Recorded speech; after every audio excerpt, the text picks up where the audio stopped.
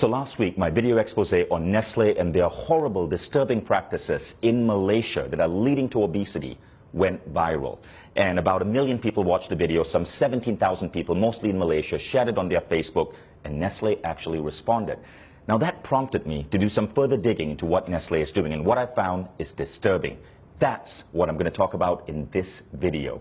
See, Nestle says that their drink Milo is a health drink. They run ads telling kids to drink Milo every single day. They say that Milo gives you energy. What they don't say is that Milo actually makes you fat, that no real athlete would put this in their body, and that energy comes from sugar spikes. This is milk, and this is actually Nestle milk. So see, Nestle, I don't dislike all your products. Your milk is actually pretty good. I wish you would stick to milk rather than coming up with useless crap like Nesquik and Milo.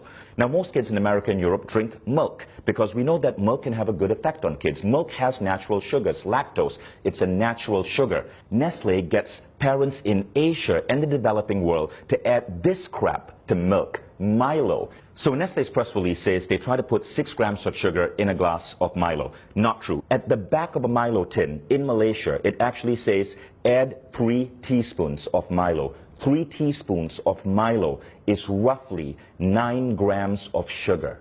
Now you want to know what 9 grams of sugar looks like? 9 grams of sugar is roughly this. This are Nestle bonbons. This is a candy that Nestle markets. Each one has 3 grams of sugar. Candy itself is fine. My kids will eat this maybe once every 2 weeks or so.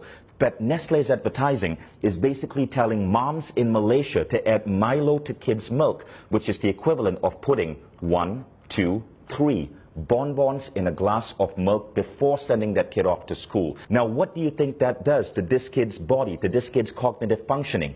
This much sugar comes really close to the daily recommended sugar allowance for an adult, which is 25 grams. A glass of Milo, 20 grams of sugar. But that's only the start of the bullshit. Everybody in Malaysia knows that most Malaysians don't just drink Milo with milk. They often take Milo powder and add this to it. This is sweetened condensed milk. In Malaysia, because of Nestle's marketing that says Milo is healthy, people feel it's justified to add sweetened condensed milk on top of their Milo, creating what is in fact a sugar bomb with up to 40 grams of sugar into a child in the morning before sending them to school. By the way, Milo isn't just bad because of its sugar content. One of the primary ingredients in Milo is something called maltodextrin. I want you to Google that, maltodextrin. This is what Nestle is having us put into the bodies of Malaysian children. Now, if you think Nestle is content with just screwing up kids' milk drinking habits in the developing world, think again. This is what a reader sent me from Australia. In Australia, the Nestle ads for Nesquik, their chocolate milk drink, says, make ordinary milk into extraordinary. Ordinary milk is a nutrient-dense drink that's healthy for kids. But Nestle is getting kids to pour this crap called Nesquik into their milk. Now, you want to know the sugar content of Nesquik? Check this out. In 11 grams of Nesquik, there are 8.8 grams of sugar. That's 80% sugar. Which is why in Britain, the government banned Nestle from advertising Nesquik as a great start to a child's day. Now, it would be disturbing enough if Nestle was simply, as a massive food company, screwing up the way kids drink milk, but they're also screwing up breakfast. So this is a breakfast cereal from Nestle called Strawberry Minis, right? Strawberry Minis, there's a picture of a strawberry here. It looks healthy in every way, but then you read the ingredient label.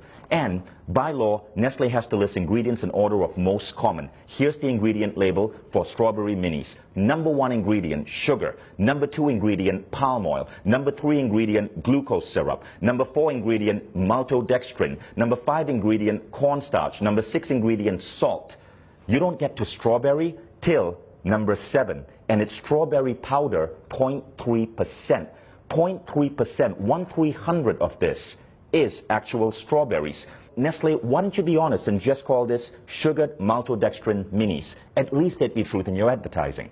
Now, in the press release, Nestle justifies the addition of sugar in this way. It's to maintain the taste that Malaysians are used to. That's like a drug dealer saying, I have to keep giving my client cocaine because he's used to the high of cocaine. which is an actual apt example because scientific studies are now showing that sugar is as addictive as cocaine. Consuming sugar produces effects similar to that of cocaine, altering mood, possibly through its ability to induce reward and pleasure, leading to the seeking out of sugar.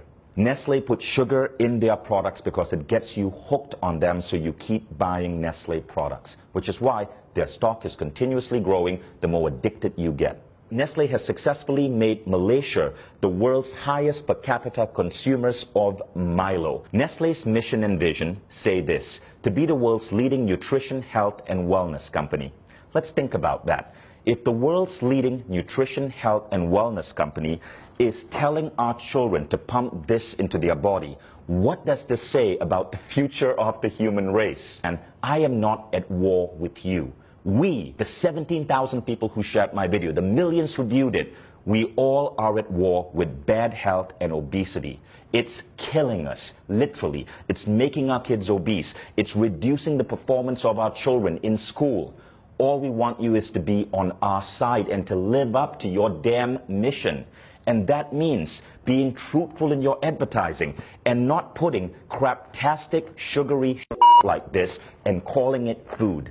Now, Nestle has been in controversies before. There was the baby powder controversy. Millions of babies malnourished because Nestle convinced women in India and Africa to feed their babies Nestle baby powder rather than breast milk. There is the water controversy in the United States, where Nestle has become the world's biggest supplier of bottled water, and in many cases convincing people that they need to buy expensive plastic bottled water, which ultimately causes mass plastic pollution, huge greenhouse contribution, rather than drink the water from their tap, which in many places is actually clean. All of these controversies were exposed. Nestle had to change practices because people like you spoke up. People like you would not let a large corporation get away with the lies, which is why I really appreciate you guys who shared that last video. There was something Nestle said in that press release that I really liked, and we got to give them credit for.